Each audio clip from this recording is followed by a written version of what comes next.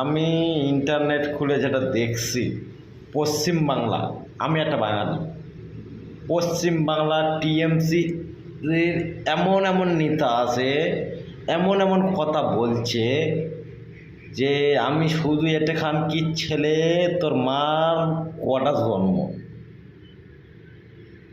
তোর মার কোথার থেকে বের হয়েছিস তোরা, সত্যি কি তোরা মানুষের বাচ্চা? আমি এই জিনিসটা ভেবে পাই না।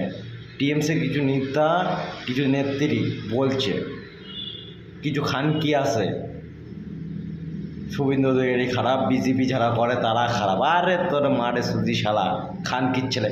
আমি ওয়েস্ট বেঙ্গল পশ্চিমবাংলার সবার মারে সুদি, সবার মারে সুদি খানকির ছেলে হেলা, খানকির বাচ্চারা শালা। টিএমসি যারা করে, যে মানুষটা টিএমসি করে তার বোর কিংবা তার মেয়ের কিংবা তার মারে সুদি আমি, ঠিক আছে?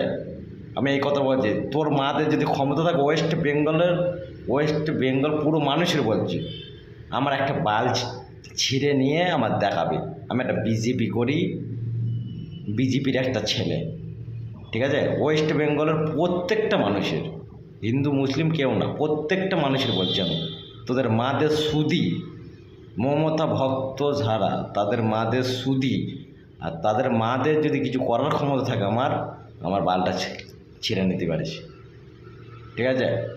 আর যে মাগিগুলো ইউটিউবে বলছে না, ভিডিওয় নেট খুললেই তাদের সেসব মাগি, যারা খানকির ছেলে, তোর মার এ সুদি, তোরও সুদি, তোর আর তোর মার এক বিছনায় ফেলে চুদবো রে খানকির ছেলে, ঠিক আছে? মাগিরা সেইভাবে কথাবার্তারা বল, না তো দেখবি সারা মাগির বাচ্চারা তোর আর তোর মার এক বিছনায় ফেলে আমরা চুদবো।